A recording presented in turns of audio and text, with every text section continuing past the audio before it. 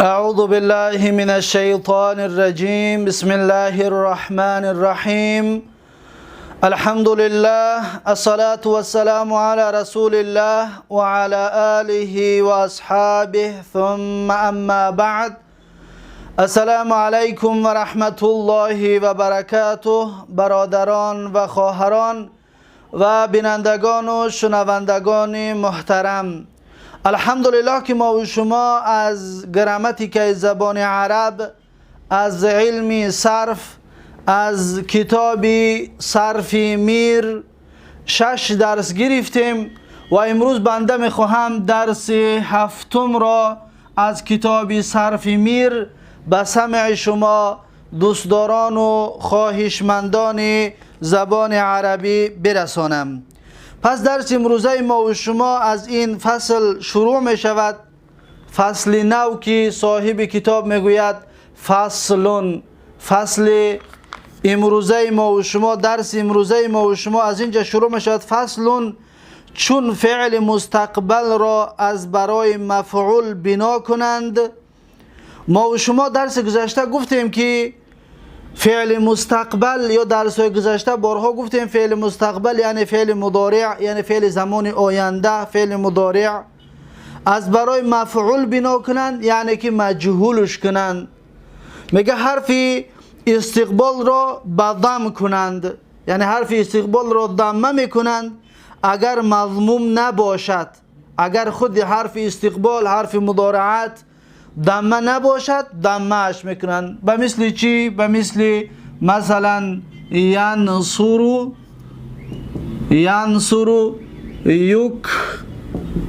یکرمو. دقت بتید، ینصرو یکرمو. در ینصرو ما میبینیم حرف مضارعت چی است؟ فتحه است، ینصرو. اما در یکرمو میبینیم حرف مضارعت ضمه هست. ما گفتیم در فعل مضارع در 4 باب حرف مضارعت ضمه می شود. همون 4 بابی که فعل ماضیش 4 حرفی هستند: اکرم باب 7، فرح باب 8، قاتل باب 9، دحرج باب 19. این 4 باب در حرف مضارعت در همه صورت ضمه می شود. گفته در درس‌های گذشته گفته بودیم. میگه چون فعل مستقبل را از برای مفعول بنا کنند حرف استقبال را به ضم کنند. اکنون ما میخواهیم که این را مجهول کنیم. چیکارش میکنیم؟ حرف استقبال را میگه ضم کن، پس حرکتش را میگیریم، در جاش چی میمونیم؟ ضمه میمونیم. دقت بدید، ضم کن. اگر مضموم نباشد، اما در اینجا چی؟ به حال خودش میایستد. چرا؟ زیرا اینکه خودش مضموم است، ضمه دارد. این ضمه نداشت، ما ضمه اش دادیم، اما این ضمه که دارد به حال خودش می ایستد. و عین را به فتح کنند، یعنی عین را فتحه میکنیم. به مثل چی؟ به مثل ببین این عین باب است، این عین باب است، پس عین باب را ما فتحه میکنیم. دقت بدید، عین باب فتحه شد. و در اینجا هم همچنین عین باب را فتحه میکنیم. ببین میشود یکرم، ینصرو یکرمو. اگر مفتوح نباشد، اما ما فعل هایی داریم که عین بابش مفتوح است. به مثل چی؟ به مثل مثلا یعلمو. دقت بدید، یعلمو. اکنون در یعلمو ما همین قاعده را بیا استفاده بریم.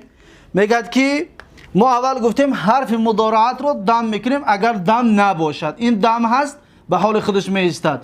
این فتحه بود، ضمه کردیم، این هم ما ضمه میکنیم. ببینید، ضمه میکنیم.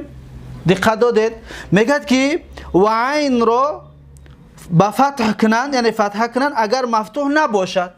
اینجا عین را ما فتحه کردیم زیرا اینکه ضمه بود. اینجا ما عین را فتحه کردیم زیرا اینکه چی بود؟ کسره بود. در اینجا چی؟ به حال خودش می ایستد. چرا؟ زیرا اینکه خودش فتحه است. اگر خودش فتحه باشد به حال خودش می ایستد.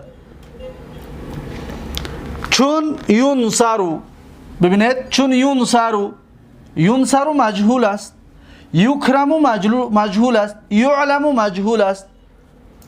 انا این طریقی مجهول کردن فعل مضارعی که در بدون خوانده بودیم. اگر بدون قاعدهشون در یادتون باشد، ما مثلا ینصرو میخواهی که اگر میگه میخواهی فعل مضارع را مجهول کنی ما قبل آخر را فتح کن. ببین همه ما قبل آخر فتح است. میگه ما قبل آخر را فتح کن، حرفای مضارعات را دم کن. امی گپ بود، گپ بدون برای حفظ کردن و فهمیدن آسان تر است. اگر میخوای معلوم فعل مضارع مجهول کنی ما قبل آخر را فتح کن، حرف مضارعات را دم کن. ببین همش ما قبل آخر فتح است و حرفای مضارعات دم هست. اکنون باب ها را میارد. باب یکم را ینصرو، نصر ینصرو مجهولش میشه ینصرو. پس 14 صیغه‌اش بگویید که ینصرو، ینصران، ینصرون، تنصر، تنصران، ینصرن، تنصر، تنصران، تنصرون، تنصرین، تنصران، تنصرن، انصرو، ننصرو. پس 14 صیغه‌اش را بگویید. اکنون و یکرمو، و یکرمو میارد یکرمو. پس 14 صیغه‌اش را بگویید. یکرمو، یکرمانه، یکرمون، تکرمو، تکرمانه، یکرمن، تکرمو، تکرمانه، تکرمون، تکرمین، تکرمانه، تکرمن، اکرمو، نکرمو. 14 صیغه مجهول فعل مضارعش. و یضاربو، ضارب، یضاربو دیگر نمی نویسم اما شما خودتان در دفتراتون نوشته کنید. یضاربو از یضاربو گرفته شدگی است. مثلا قاتل یقا از یضاربو گرفته شدگی است. در اینکه قاتل یقاتلو، ضارب یضاربو و مثل این هست. یا را به حال خودش گذاشتیم، فقط ری که کسره کی بود فتحش دادیم شد یضاربو. ضارب یضاربو بود، یضاربوش کیم. پس 14 صیغه‌اش یضاربو، یضاربانی، یضاربون، تضاربو، تضاربانی، یضاربن، تضاربو، تضاربانی، تضاربون، تضاربین، تضاربانی، تضاربن، اضاربو، نضاربو. 14 صیغه مجهول فعل مضارعش. و یصرفو میارد. اصلش چیه؟ یصرفو. در اینجا هم همچنین یا را چقه نمیشویم زیرا که خودش دمه دارد، اما ری که کسره که دارد فتحش میتیم در یصرفو. پس میشه یصرفو مجهولش. 14 صیغه‌اش میشود یصرفو، یصرفانی، یصرفون، تصرفو، تصرفانی، یصرفن، تصرفو، تصرفانی، تصرفون، تصرفین، تصرفانی، تصرفن، اصرفو، نصرفو. و یکتسبو، یکتسبو ای اکتسب یکتسبو اصلش یکتسبو. ما قبل آخر را کسر فتح کردیم و حرف مضارعات را دم کردیم شد یکتسبو. پس 14 صیغه‌اش میشه یکتسبو، یکتسبو، یکتسبان، یکتسبون، تکتسبو، تکتسبانی، یکتسبن، تکتسبو، تکتسبانی، تکتسبون، تکتسبین، تکتسبان، تکتسبن، اکتسبو، نکتسبو. یتضاربو، یتضاربو از تضارب یتضاربو گرفتگی است. ما قبل آخر خودش فتحه کی است به حال خودش می ایستد، اما حرف مضارع را ما دم میکنیم میشه یتضاربو. معلومش چی میشه؟ یتضاربو. پس 14 صیغه مجهولش میشه یتضاربو، یتضاربانی، یتضاربون، تتضاربو، تتضاربانی، یتضاربن، تتضاربو، تتضاربانی، تتضاربون، تتضاربین، تتضاربانی، تتضاربن، اتضاربو، نتضاربو. 14 صیغه مجهولش. و یحمرو، ما گفتیم وقتی که میخوایم مجهول کنیم فک ادغام میکنیم. یحمرو اصلش چی است؟ یحمریرو. ما قبل آخر را فتح کردیم یحمررو شد. حرف مضارعات را دم میکنیم میشه یحمررو و باز ادغام میکنیم میشه یحمرو.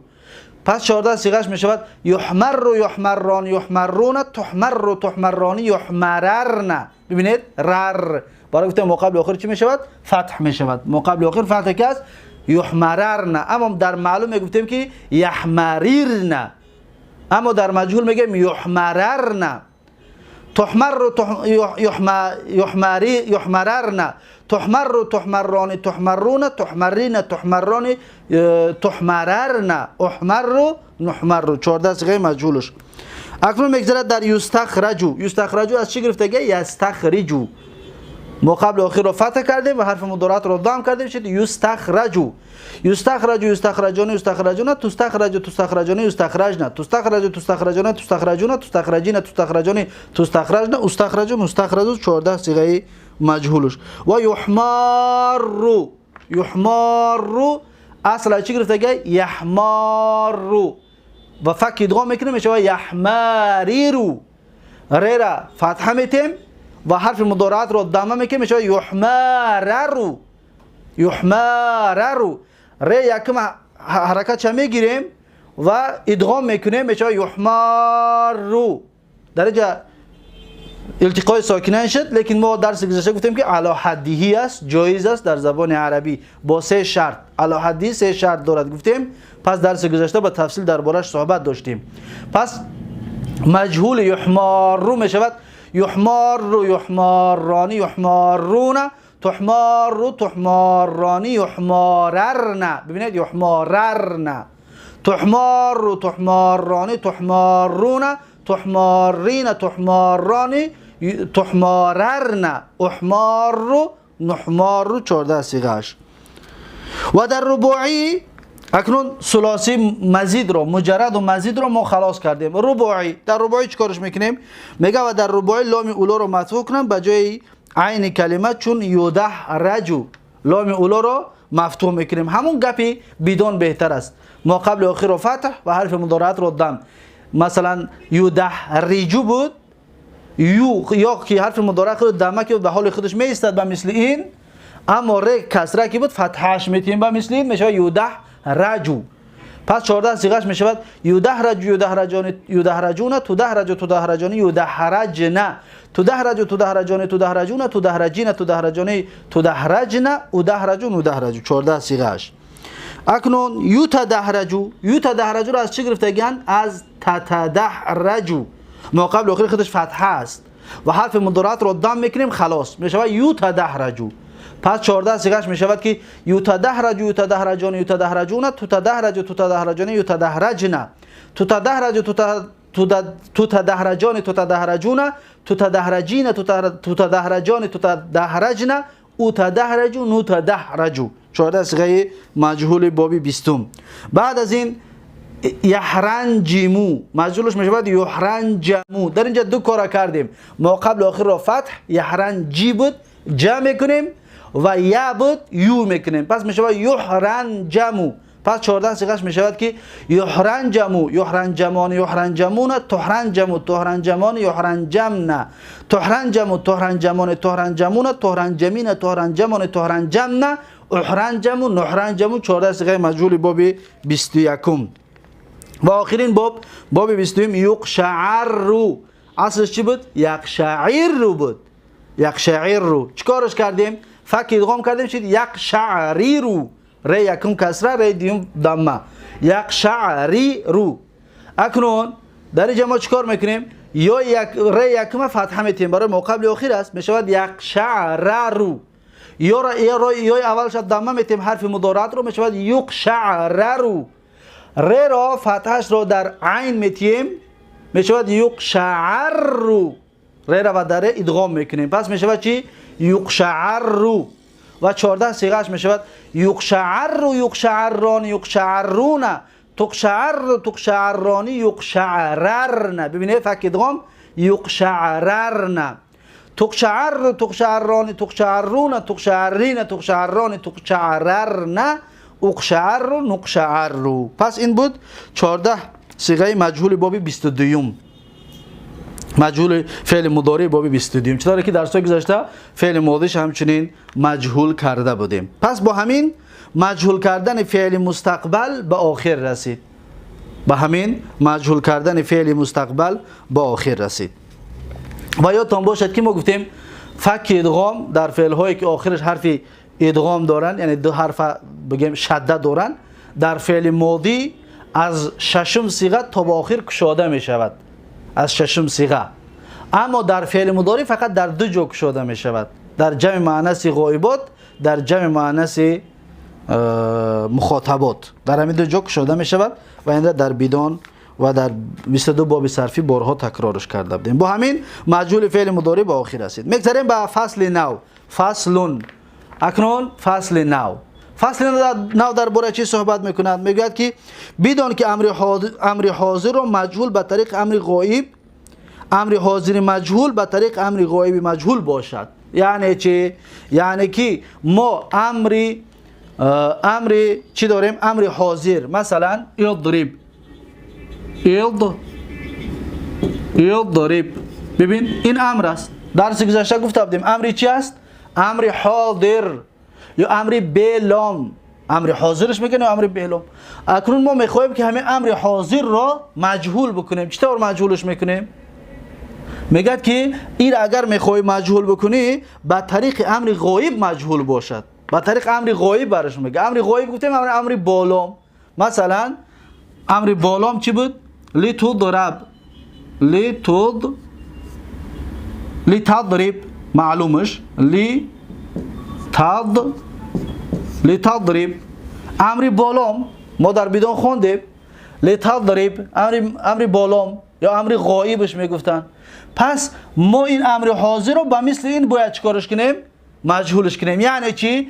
اضرب پس میشود باید مجهولش کنیم. میشود که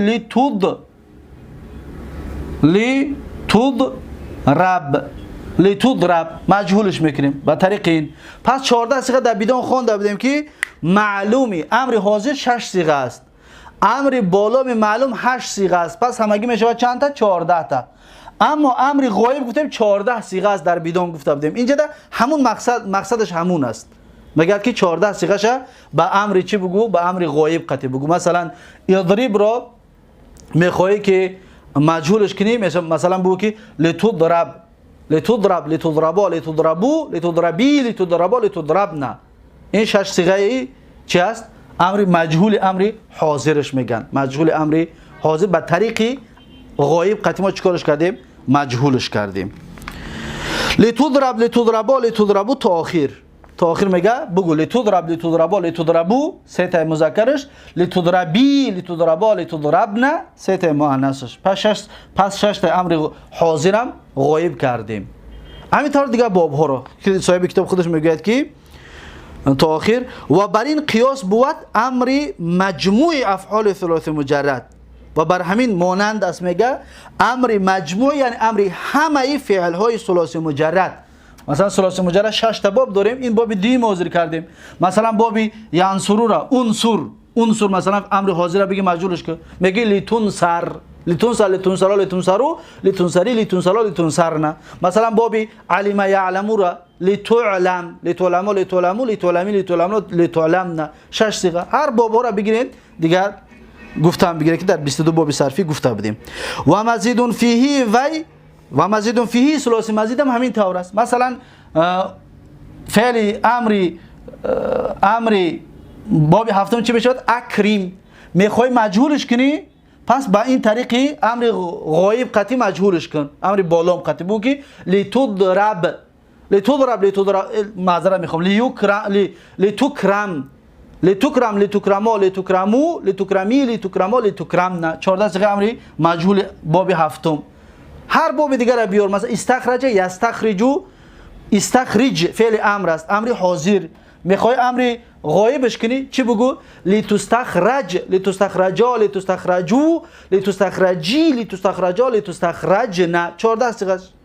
یعنی که هر بابی ثلاثی مزید را با مثل همین چیکارش میکنی؟ امرش میکنی، امر غایب. خب و رباع مجرد هم با مثل همین است. میگه رباع مجرد مثلا دحرج دحرج امر حاضر است. میخوای امر حاضر را غایب کنی با طریق امر غایب میکنی. ببین چی میگیم؟ لتدحرج. پس 6 صیغه‌اش میشود که لتدحرج لتدحرجا لتدحرجو لتدحرجی لتدحرجا لتدحرجنا. پس این 6 صیغه چی شد؟ امر باب 19 و مزید فیه و یعنی 3 باب رباع مزیدم به همین طریق است. 3 باب رباع مزیدم به همین طریق مجهولش میکنیم. مثلا که تدحرج را امر بالام امرش چی میشود؟ تدحرج امر است، یعنی جر کن تو. پس ما اگر که میخواهیم مجهولش کنیم امر حاضر را با طریق امر غایب گفتیم مجهولش میکنیم. میشه که لتدحرج دو تقتی لتدحرج. ببینید لتدحرج. پس 6 صیغه‌اش میشود که لتدحرج لتدحرجا لتدحرجو لتدحرجی لتدحرجا لتدحرجنا. 6 صیغه امر 19 باب 19 امر غایبش. و همچنین مثلا بابی 21 رو احرنجم یحرنجمو فعل امرش چی میشود؟ امر حاضرش میشود احرنجم. احرنجم یحرنجمو امرش چی میشود؟ احرنجم. پس میخواهی که مجهولش کنی میگویی که لی تو احرنجم لی تحرنجم لی تحرنجم. ببینید احرنجم یحرنجمو تحرنجم لی تحرنجم آخرش چیکار میکنیم؟ ساکن برای لام لامی چه؟ لام امر است.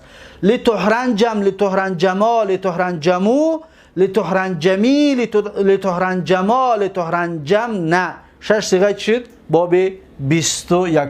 باب 22 هم همین است. اقشعر یقشعر رو فعل امرش می شود اقشعر.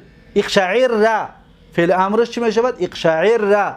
وقتی ما میخوایم مجهول امر بالا میگیم لی تقشعر لی تقشعر لی تقشعر لی تقشعرو لی تقشعری لی تقشعر لی تقشعررن. فک ادغام میکنیم در جمع مؤنث لی تقشعررن. پس این چی شد؟ 14 همچنین 6 صیغه مجهول امر غائب یا امر حاضر مجهولش به طریق امر غائب. پس این فصل هم همچنین امر حاضرم به پایان رسید که 6 صیغه چی دارد؟ 6 صیغه دارد و امر حاضر رو به طریق امر غایب میگیم. پس همون گپ بیدان 6 صیغه امر حاضر میگیم و 6 صیغه معلوم امر حاضر و 6 صیغه معلوم امر غایب میگوییم. 8 6 8 چند میشه؟ 14 تا. وقتی مجهولش میکنیم پس 14 تا را یک جا میگیم. مثلا که یضرب اگر که میخوایم مجهول امر بالامش کنیم از اول شروع میکنیم. مثلا از مخاطب لیکن میگیم که لتضرب لتضرب لتضربا لتضربو لتضربی لتضربا لتضرب نه لیضرب لیضربا لیضربو لیضربی لیضربا لیضرب نه لیضرب لنضرب. 14 صیغه امر چی شد؟ غایب شد. پس 22 باب رو به همین طریق شما میتونید که صرفش کنید که امر بالام در بدان گفته بودیم که 14 صیغه می باشد. خب با این فصل امر حاضر را همچنین مجهول کردنش گفتیم به طریق امر غایب است. این هم به آخر رسید. اکنون فصل نو و در فصل نو چیزی نو رو میخونیم. دقت بدید که این مسئله هست که یکم بار میخونیم درباره نون تأکید. در زبان عربی نون هست او را میگویند نون تأکید. اولا میخواهم برای شما فایده نون تأکید رو بیان بکنم. یعنی نون تأکید چی فایده دارد؟ دقت بدید. نون تأکید فایدهش عرب وقتی میخواهد به یک کار تأکید بکند چند راه دارد. یک راهش از همه در راه آسانترش نون توکیدی خفیفه میگن این راه. دویم راهش نون توکید است لیکن چی؟ ثقیله هست. سوم راهش راهی قسم هست. با قسم قطعی تأکید میکنند. پس کمتر تأکید و زیادتر تأکید و باز بسیارتر تأکید که این راه های تأکید است در زبان عربی. این را انشاءالله اصلا در نحو و تفصیل خونده می شود. ببینید نون خفیفه، این را نون توکید خفیفش میگن برای ساکن دارد. نون تأکید ثقیلش میگن برای شدت داشتنش و قسم و 3 راه برای توکید است. اکنون این توکید چی است؟ بیایید میخونیم صاحب کتاب چی میگوید در این باب. فصل چون نون تأکید ثقیله. این گفته نون تأکید چیه؟ ثقیله. چون میگن نون تأکید ثقیله در آید در اول امر حاضر معلوم. در اول امر حاضر مثلا یضرب. دقت بدید. یضرب. مثلا اعلم. یا امر چی هستن؟ امر حاضر اعلم. مثلا اکرم و دحرج و چه؟ دحرج. اینها همه فعل های امری حاضر هستند. اکنون یعنی اضرب بزن، تاکید نیست، بزنش خلاص. یا مثلا اعلم بدان خلاص. اکریم احترامش کن، اکرامش کن. دهرج بغلطانش خلاص. اما من میخوام باید بغلطانی، حتما بغلطان، البته را بغلطان. باید این گپ رو بگویم. چیکارش میکنم اکنون؟ همون را بیان کرده است که میگه چون نون تاکیدی ثقیله، این نون. حالا درباره این بعدتر گپ میزنیم. درباره این در کتاب گپ هم نمیزنیم، در نحو گپ میزنیم درباره این. اما در این دو موضوع صحبت میکنیم. ببینید حالا اول درباره این صحبت میکنیم، یعنی که سخت‌تر، وزمین‌تر، تاکید زیادتر، زیرا که در دوم درجه قرارش دادیم. ببینید میگه نون تاکید ثقیله در آیت در امر حاضر، امرهای حاضر. ببینید در امر حاضر معلوم گویی اطلبن. ببینید اطلبن، اطلب. اکنون دقت بتید، من اکنون میخوام که در آخرش نون توکید ثقیله را بچسبونم. ببینید اصلی چی است؟ ساکن هست. این نون فتحه دارد. ببین نون ما بردیم فقط در برش موندیم. یا مثلا در اینجا دقت بتید نون توکید، و در اینجا هم همچنین نون توکید، و اینجا هم همچنین نون توکید. اکنون دقت بتید ما حالا نون توکید رو در اینجا موندیم. پیش از نون توکید ساکن است. این ب ساکن است، میم ساکن است، میم ساکن است، جیم ساکن است. اینجا التقای ساکنین شد. آیا التقای ساکنین علی حدیه است؟ نه، زیرا که سه شرط نیست. ما علی حدیه گفتیم سه شرط دارد، اینجا دو سه شرط نیست. پس چیکارش کنیم؟ برای خاطر میگه عرب وقتی نون توکیدی ثقیله یا خفیفه کدامش که در امر حاضر مفرد همراه کند، این پیش از آخر را آخرین حرف کلمه را چیکار میکنن؟ فتحه میتین. دقت بتید اضربن، اعلمن، اکریمن، دحری جنه. دقت دادید؟ اینجا ساکن بود، فتحه کردیم. برای چی؟ به خاطر نون توکید. نون توکید که در آمد آخر ساکنه گرفت فتحه کرد. این یکتا. بیا میگذاریم بعد دوم.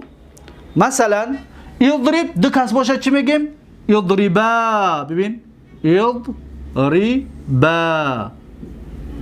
اضربا. همچنین اعلما، اعلما شما دو کس بدانید. اکریما شما دو کس احترام کنید، حرمت کنید. اکریما. دحریجا شما دو کس جر کنید، بغلطانید. اکنون دقت بتید. حالا ما میخواهیم در اینجا نون توکیدی ثقیله را بدراریم در اینها. چیکارش میکنیم؟ ببینید نون توکیدی ثقیله را در آوردیم. در اینجا هم همچنین،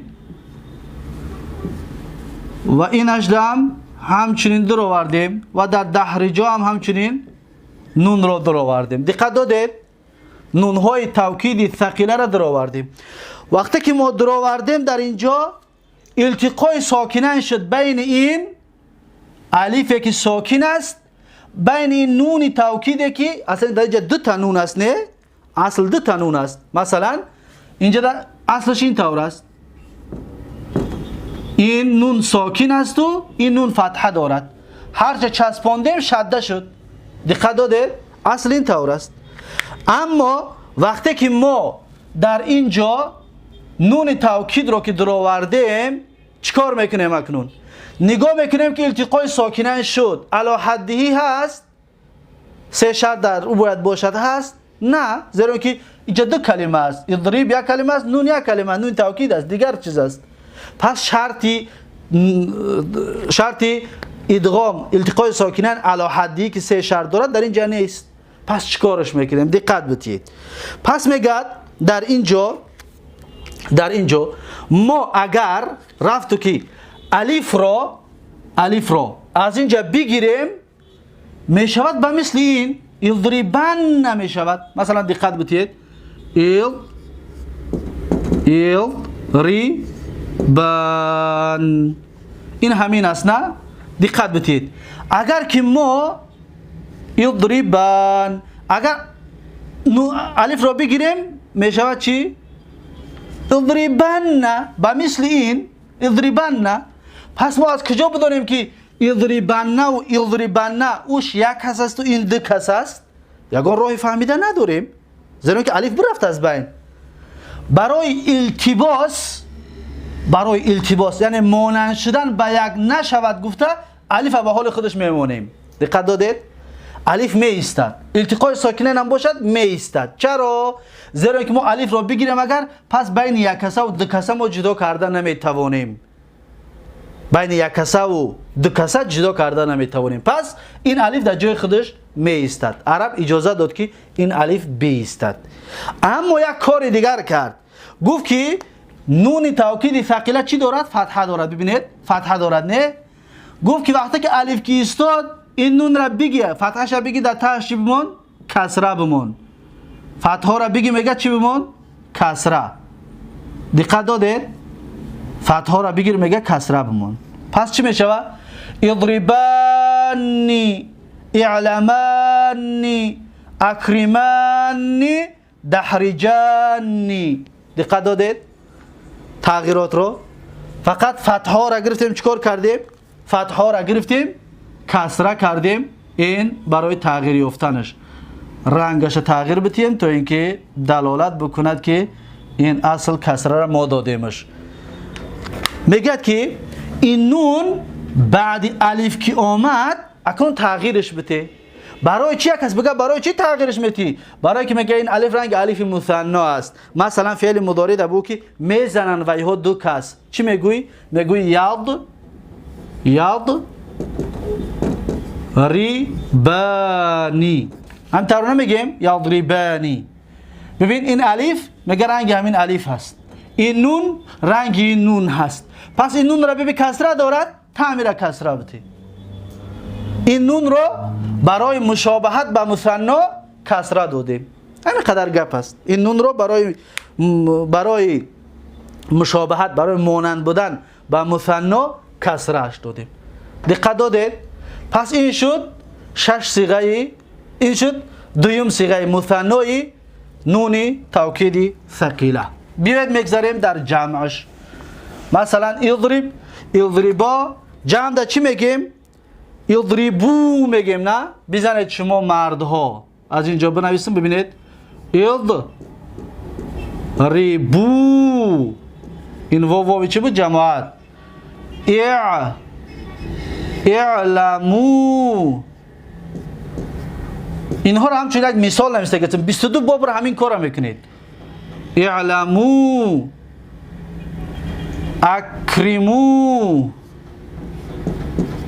اکرمو و دحرجو.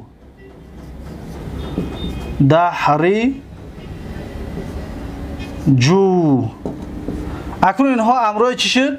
فعل امر حاضری جمع شد. جمع امر حاضر. اکنون دقت چیکار میکنیم؟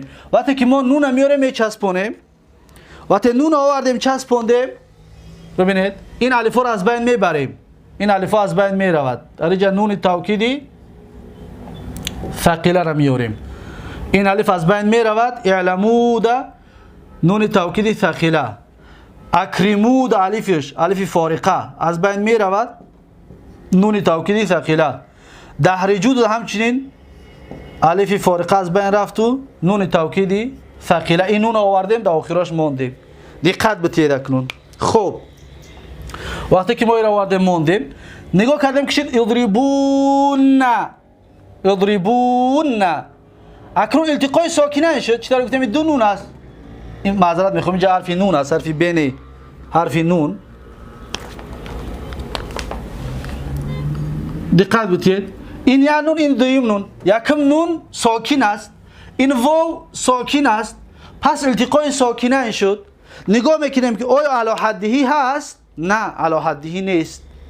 علی حدهی نیست زیرا که در دو کلمه، یک کلمه در دو تا است. پس اون سه شرط علی حدی در اینجا وجود ندارد. پس چیکارش میکنیم؟ دقت بدید.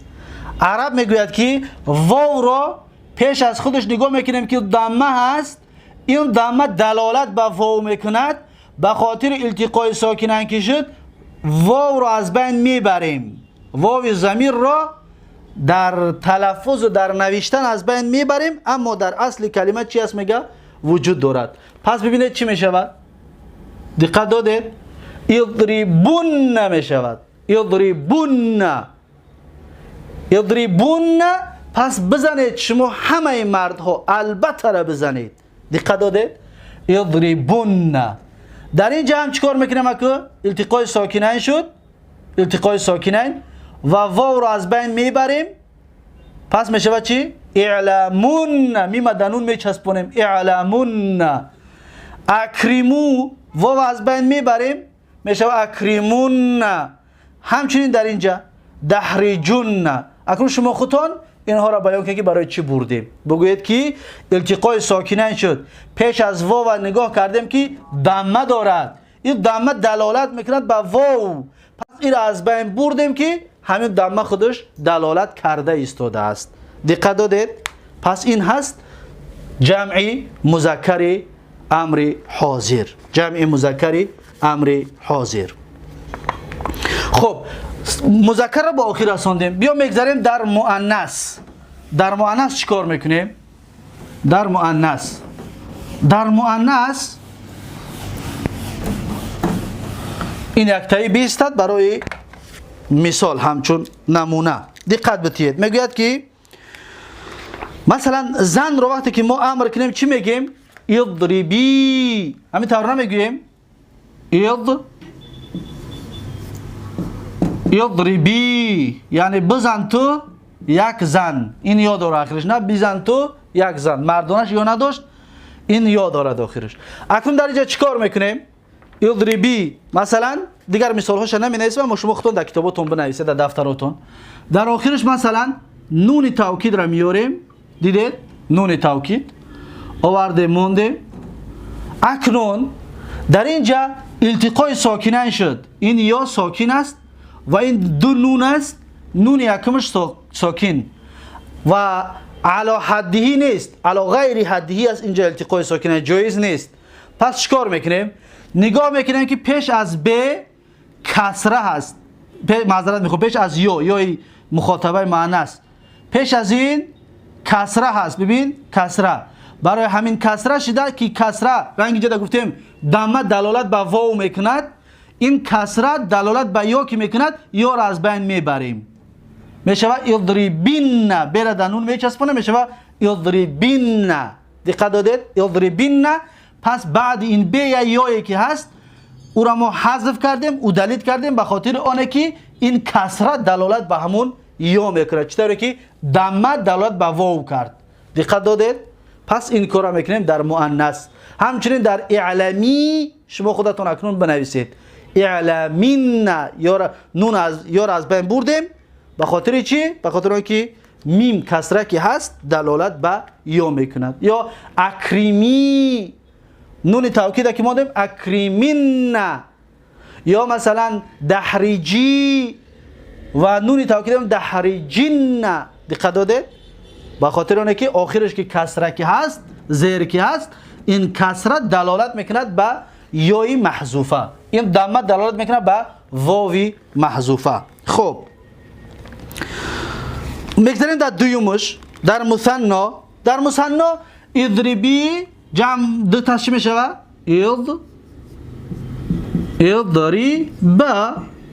اضربا دو زن. اکنون همین چیزی که در اینجا گفتیم در اینجا همین گپا را بگویید.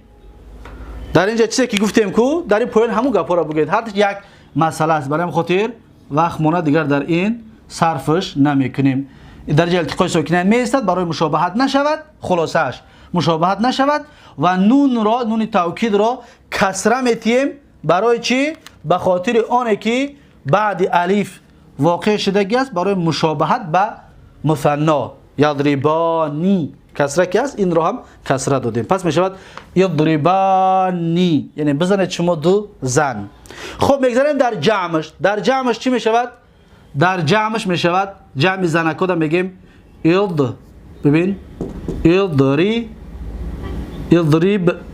اضرب نه، این جمع زنانه است. اضرب نه یعنی بزنید شما همه زنها. دیگر باقی مانده مثال خودتون بنویس. اعلم نه بنویسید بدانید شما همه زنها. یا اکتب نه بنویسید شما همه زنها. خب اکنون ما میخوایم نون توکیدی ثقیله را در اینجا همراه کنیم. این نون توکیدی چیه؟ ثقیله. این نون توکیدی ثقیله هست. این چی دارد؟ فتحه. خب اضرب نن، دقت بتید. اضرب نن آیا ممکن است؟ بله ممکن است، زیرا که التقای ساکنه نیست، پس ممکن است. اما عرب میگوید که نه. در اینجا میگوید سه تا نون همراه شده. سه تا نون ای. این یک نون و این دو تا نون است. گفتیم سه نون شد. سه تا حرف نون. جمع نون میگه در زبان عربی سه نون یک جا شدن قبیح است، ناخوب است. پس میگه که نه ما این طور گفتن نمیتونیم. پس ما عرب رو میگیم پس ما رو چیکار کنیم؟ نون توکید رو بچسبونیم. باید بگیم البته را شما زنها بزنید، حتما شما زنها بزنید. باید تاکید کنیم. چیکارش میکنیم؟ عرب میگوید که برای قبیح رو از بین بردن که قبیح نشود، پس بیاید میگه در این بین یک الف رو همراه میکنیم. ببینید یک الف همراه میکنیم. پس چی میشود؟ اضرب نه. اما این نون همچنین چی است؟ همچنین بعدی این نون بعد الف شد. ببین بعد الف نون ما چیکار کردیم؟ کسره کردیم. برای چی؟ برای مشابه بودن به مثنی. پس میگوید که این نون را بگیرین حرکتش رو و بگیرین کسرهش بتین. پس میشود اضرب نانی. دقت دادید؟ اضرب نانی.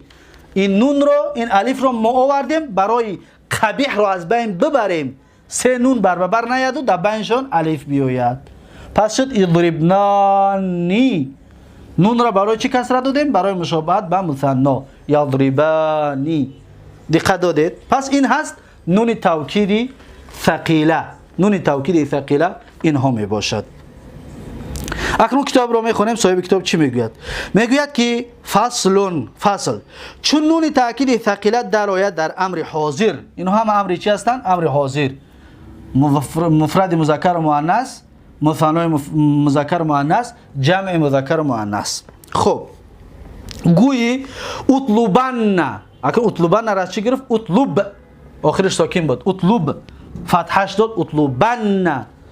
اطلبانی. مثال ما اضربانی. اطلبون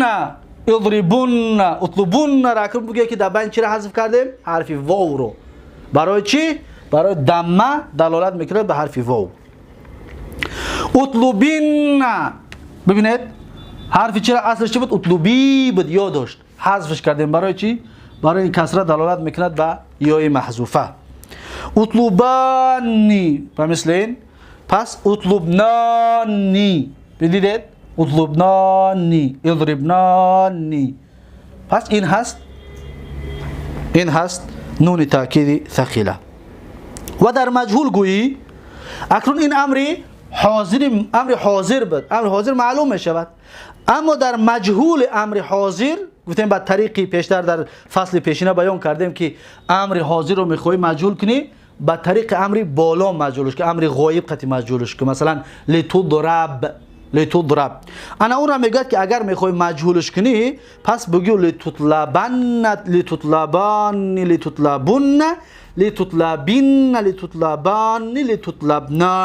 همین به مثل همین کارا است. لتطلبن اصلش چی بود؟ لتطلب به ساکن بود. نون توکید که مونده به مثل این فتحش دادیم چه؟ لتطلبانی به مثل این بود. نون فتحه کی بود؟ بعد الف کی اومد کسرهش دادیم شد لتطلبانی. الف رو برای چی حذف نکردیم؟ اکنون فهمیدیم برای مشابهت با مفرد نشود گفته الف در جاش ایستاد و فقط نون کسره دادیم. لتطلبانی لتطلبون اصل چی بود؟ لتطلبو واو داشت. لتطلبون با واو را از بین بردیم. برای چی؟ برای این دمه دلالت به واو میکند. لتطلبین اصل چی بود؟ لتطلبی یا داشت. وقتی که ما نون توکید که چسباندیم پس به دلالت به یا محذوفه که میکند یا را از بین بردیم. پس شد لتطلبین لتطلبانی این را بیان کردیم یک بار. لتطلبنانی به مثل همون سه نون جمع کشید در بین شده الف موندیم با این نون کسره دادیم. برای چی؟ برای بعدی الف آمدگی است. شد اطلبنا لتطلبنانی. پس این هست مجهول. پس شما خودتون 22 باب صرفی را با مثل همین نون توکید فعلی در دفتراتون بنویسید. زیرا اینکه اگر که ما در هر باب رو بگوییم وقتمون زیادی بعد یا درس درازی بعد می شود. خب میگوید که و در امر غایب معلوم گویی. در امر غایب که معلوم است یعنی 14 صیغه امر مجهول بالانده عیناً همین کارا بکنید. مثلا که لیضرب امر مجهولی امر معلومی بالام است. نه لیضرب لیضربا لیضربو لتضرب لتضربا لیضربنا. 6 صیغه امر غایبی معلوم. لیضرب لنضرب 8 صیغه شد. 8 صیغه امر معلومی امر بالام. اکنون بیاید نون توکید هم چسبانیم. پس چی میگیم؟ لیضربن لیضربن لیضربن لیضربون لتضربن لتضربن لیضربنانی لتضربن لتضربن لیضربنانی. دیدید؟ 6 صیغه مجهول امر. لاضربن لنضربن 8 صیغه امر غایب. در 22 باب همین کارا بکنید. فقط اون ساکن بود در یعنی که بیان کردیم. هر علتی که طلب میکرد بیانش کردگی هستیم. پس شما خودتون بسیار کار کنید تا اینکه این علتو در ذهنتون بماند. خب معلوم گویی لیضربن لیضربن لیضربون تا آخر چطوری که حالا گفتیمش. و در مجهول لیضربن و به مثل همین لیضربن مثلا مجهولش میکنیم امری بالامی مجهول 14 صیغه دارد. نه پس چی میشود؟ میشود که لیضربن لیضربان لیضربون واو را از بین بردیم. لتضربن لتضربان لیضربنانی الف را در آوردیم و نون را کسره کردیم. با مخاطبش لتضربن لتضربان لتضربون واو را از بین بردیم. لتضربو بود اصلش. لتضربین اصلش چی بود؟ لتضربی بود یا بود یا را حذف کردیم. برای چی؟ برای این کسرت دلالت میکند به یا. پس میشه لتضربی لتضربین لتضربانی لتضربنانی جمع معنی امر بالامی مخاطب. لتضربنانی لتضربنانی نون الف را در آوردیم نون را کسره دادیم. لاضربن لنضربن اصلش لاضرب ساکن بود فتحش دادیم برای نون. لنضرب ساکن بود لنضربن گفته بیر فتح دادیم برای چی؟ برای نون. پس این هست 14 صیغه مجهول امر بالام. نون توکید ثقیله همینطور داخل میشه. میگه تا آخرش بگو. و بر این قیاس در معروف و مجهول نهی نیز درآید. میگه بر همین قیاس کرده در معروف یعنی معلوم در بدون میخونیم که فعل معلوم در معروف اینجا در معروفش میگه. معروف و معلوم هر دوش یک چیز است. در معلوم و مجهول در چه در بدون میخونیم مجهولی فعل مضارع مجهول نهی نیز درآید. فعل نهی ده نهی چی داشت در اولش؟ لا نهیه لا تضرب نون که در آورده میگیم که لا تضربن لا تضربانی لا تضربون همین کارها را میکنیم. لا تضربین لا تضربانی لا تضربنانی دقیقا لا یضربنانی. پس 6 تا غایب باز مخاطب شو بگید لا تضربن لا تضربان لا تضربون لا تضربین لا تضربان لا تضربنانی. 6 تا مخاطب لا اضربن لا نضربن 14 صیغه مجهول نهی فعل مضارع. اولش چی بود؟ لا یضربن، لا یضربان، لا یضربن، لا تضربن، لا تضربن، لا یضربنان. پس همگی چند تا شد؟ 14 صیغه مجهول فعل نهی، معلوم فعل نهی ده. همچنین چی می در آمده است؟ نون توکید می در آمده است. انا اکنون خلاص کرد بیان کردن را، یعنی که مثال ها را آورد و مثال ها را گفت با آخر رسید. اکنون چیکار میکند؟ اکنون برای ما یک یک همین علت هایی که ما الان بیانش کردیم کو همین علت ها را بیان میکند. دقت بتید چی میگوید؟ میگوید که اما واو در جمع مذکر بیفتد. واو گفتیم در اینجا واو بود نه، اضربو واو داشت، واو از بین رفت، میگه بیفتد. چرا؟ برای چی بیفتد؟ زیرا که دمه دلالت میکند بر واو، دمه دلالت میکند به این واو، برای همین خاطر واو ما از بین بردیم، این را بیان کردیم. دمه دلالت میکند به واو. و یا در مخاطبه مؤنث بیفتد. اضربی بود نه، یا داشت، یا را از بین بردیم. برای چی؟ میگوید که زیرا که کسره دلالت میکند بر یا، این کسره که هست دلالت میکند به یای محذوفه. دقت دادید؟ همون گپای گفتگی هستیم، همون را حالا بیان کرده ایستاده است. و در جمع مؤنث الف فاصله در آورند. این جمع مؤنث است نه؟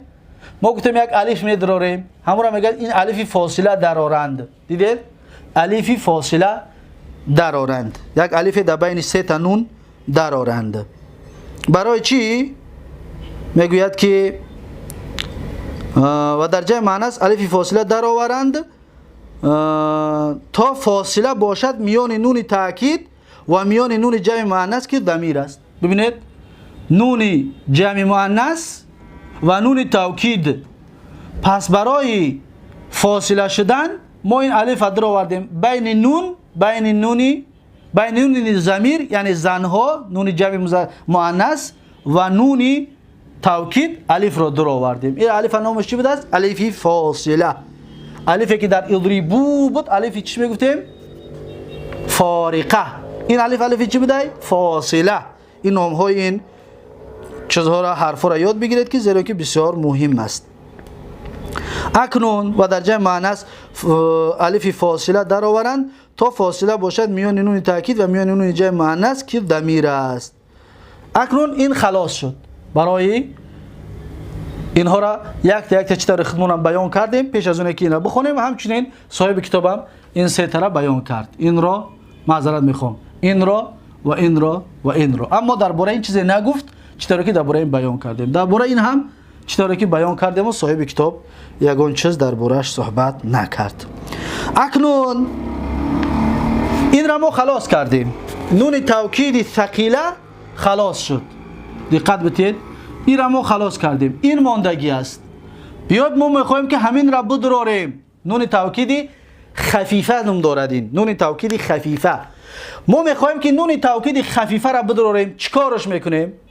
دقت بتید، ما چیکارش میکنیم؟ میگوید که هر جایی که نون تاکید ثقیله درآید، نون تاکید خفیفه نیز درآید. در هر کجایی که نون تاکید ثقیله بدرآید، نون تاکید خفیفه هم میدرآید. دقت بتید، اما در همش نمیدرآید.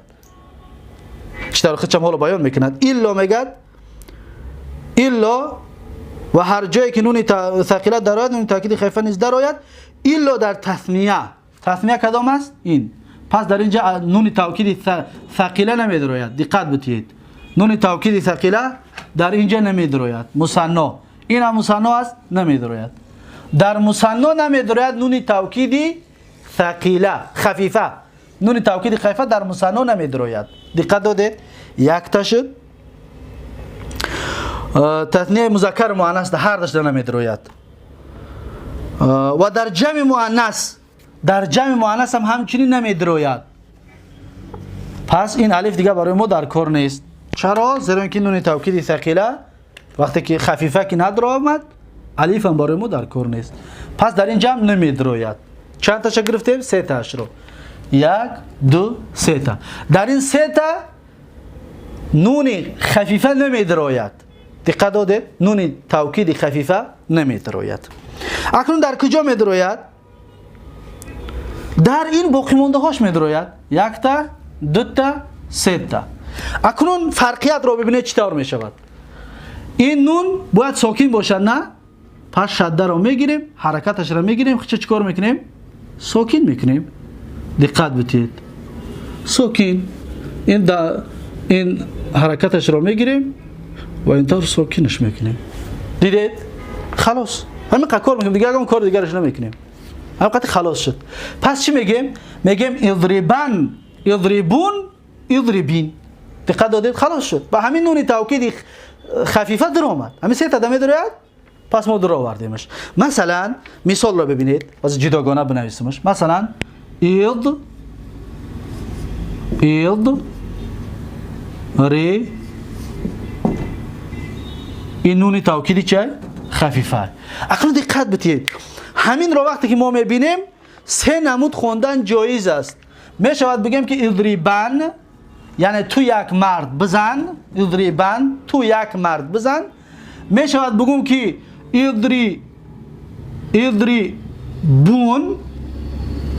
اضربون یعنی شما مردها بزنید. میشود بگم که اضربین تو یک زن بزن. دیدید؟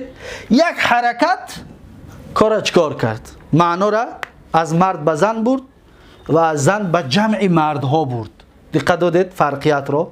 فقط این کار کی کرد؟ همین حرکت. پس برای فهمیدن که ما مثلا همین را دیدیم چی طور بخونیمش، برای چی در کار بوده است؟ علم صرف و علم نحو، تا اینکه معنای درستش بکنیم، معنای درست دادش بتوانیم. پس صاحب کتاب برای ما و شما چطوری که پیشتر اطلبو رو آورده بود، اطلب فعل امر، اطلب. اکنون میگه که اطلبن، ما چطوری گفتیم اضربن، اطلبن، نون تاکید خفیفه. پس میگه اطلبون، چی میگه؟ اطلبون. ببینید نون تاکید خفیفه و این واو دلالت میکند به چی؟ همون گپای گفتیم همون را بگویید. مثلا در اینجا هیچ کار نکردیم، یگون فتح به یگون چی دلالت نمیکنه؟ اضربن. اما در اینجا واو این دمه دلالت میکنه به واو محذوفه. چطور پیشتر گفتیم همون گپ است، دلالت میکنه به واو محذوفه. در اینجا یا دلالت میکنه، معذرت میخوام، کسره دلالت میکنه به چی؟ به نون محذوفه. مثلا کسرش بتیم، همین کسره خودش دلالت میکنه که در بعد ب یک یا بود. چطور اینجا گفتیم بعد ب یا بود؟ اضربین، اصلش اضربی بود. التقای ساکنین که شد، التقای ساکنین که شد، پس از بین بردیمش. مثلا در اینجا برای التقای ساکنین واو از بین بردیم. اضربو واو ساکنه، وقتی نون خفیفه را که موندیم ساکن، التقای ساکنین که شد، دیدیم که دمه دلالت میکنه به واو، پس واو از بین بردیم و گفتیم این واو خلاص هست. دمه دلالت میکنه به واو محذوفه، کفایه میکند. اینجا اضربی بود یا بود، وقتی که نون خفیفه را که موندیم ساکن، این یا ساکن، التقای ساکنین شد، یا را از بین بردیم شد اضربین. پس این کسره دلالت میکند به یایی که محذوفه است. دقت دادید؟ و طریق حذف کردنش. و همین طور شما خودتون 22 باب صرفی را بیارید و بیان بکنید که چطور می شود. و همچنین فعل نهیده صاحب کتاب آورده است. لا تطلبن، لا تطلبون، لا تطلبین. مثلا لا تضربن، لا تضربون، لا تضربین. فقط سه تا، خلاص. این سه تا دیگه شده نون تاکید خفیفه نمیدراید، فقط در همین سه تا میدراید. پس در یادتون بگیرید در مفرد میدراید، در جمع مذکر میدراید 2 جا شد، در مفرد مؤنث میدراید 3 جا شد. اکنون ما حاضر اگر امری فعل نهی غایب رو بیاریم همین کار بکنید. مثلا 6 تا غایب است در 3 تاش میدراید، 6 تا مخاطب است در 3 تاش میدراید و در 2 تا متکلم میدراید. چند تا میشود؟ همگی 8 تا. پس در 6 تاش نمیدراید از 14 صیغه و در 2 تاش در 8 تاش میدراید. اینا در دفتراتون بنویسید که در کدامش میدراید و در کدامش نمیدراید و چرا نمیدراید. چطوری که ما بیان کردیم. برای التقای ساکنین در اینجا نون نمیدراید. اگر ما الف رو بگیریم التباس به این میشود، برای همین خاطر نمیدروید در این دوتا. و در این برای چی نمیدروید؟ برای نون و اینجا نون ساکنه نمیشود، زیرا اینکه این نون فرعی این است و باید الف بیاریم، الف را بیاریم التقای ساکنه نمیشود. پس باید هر دو هم الفی فاصله گفتیم که هم الف فاصله هم نونی خفر از بین میبریم. پس در اینجا نمیدروید میگیم تماما اضرب نه، خلاص در جمع مؤنث نون تاکید خفیفه نمیدروید، اما ثقیله در همهش میدروید. ثقیله چیکار میکند؟ در همهش میدروید. اما در باب قسم چطور گفتیم در نحو گپ میزنیم. در این باره هم در نحو علم نحو ده همچنین می آید که در کجا میدروید در کجا نمیدروید. پس این بود درس هفتم ما و شما از صرفی میر. پس درس هفتم رو در اینجا به پایان میرسانم و این مسئله نون تاکید، نون توکید یا تاکید هر دوش می شود، نون توکید یا نون تاکید، این خفیفه و ثقیله دارد. در کجا میدروید در کجا نمیدروید خلاصه کنید درس رو در دفترتون و حفظ بکنید، یا که این کتاب را حفظ بکنید تا اینکه در ذهنتان بماند. و این کتاب بسیار کتابی مهم است و در باره‌اش قول‌های خیلی زیاد هستند که حتی بعضی میگن هر کی خواند هر کی خواند صرفی میری میر را، یک کتاب شوخی نیست، هر کی خواند صرفی میری میر را بیشکند 77 زنجیر را. الله اکبر، 77 زنجیر کو کنده میپرته. اگر که خوب خواندیش اما خواندن سفسطه خوانی کردی یا زنجیر هم کنده نمیتونی. یا که با یک از دیگه با وایمترش کرده است، گفته است که هر کی خواند صرفی میری میر را بیشکند 100 قلف و 100 زنجیر. او 77 گفت، گفت نه 100 قلف هم خوش که امروش قلف و زنجیر میکنه. اگر که را بخوانی خواندن خوری نه بفهمی، اگر بفهمی جدی که این چی میگه و چی مقصد داره و برای چی یک مثال آورد و برای چی در اینجا ندرآمد و برای چی را بسیار در علم صرف استفاده بردن کنه، برای چی در اینجا ندرآمد و چرا اینجا چرا ما یا را حذف کردیم، اینجا چرا واو حذف کردیم، چرا بسیار مهم است، در اینکه چرا اصل واقعیت مسئله را برای ما واضح میکند. از این حساب پس این شعر را در ذهنتون داشته باشید که هر کی خواند صرفی میری میر را بیشکند 77 زنجیر را، یا که هر کی خواند صرفی میری میر را بیشکند 100 قلف و 100 زنجیر را، 100 تا قلف و 100 تا زنجیر را انشاءالله به طریق این میشکنی که دیگه اصل واقعیت را دیگه اینا میفهمی که چی بگوی، اضربون بگوی، اضربن بگوی، اضربین بگوی، چی بگوی با چی میفهمی به همین علمی صرف. پس این بود درس هفتم ما و شما و در اینجا این درس را به پایان میرسونم و تا درس آینده یک و یک شما رو به الله تبارک و تعالی میسپارم. هر کجایی که باشید سلامت و موفق و سربلند باشید و الله سبحانه و تعالی حافظ و مددگارتان. السلام علیکم و رحمت الله و برکاته.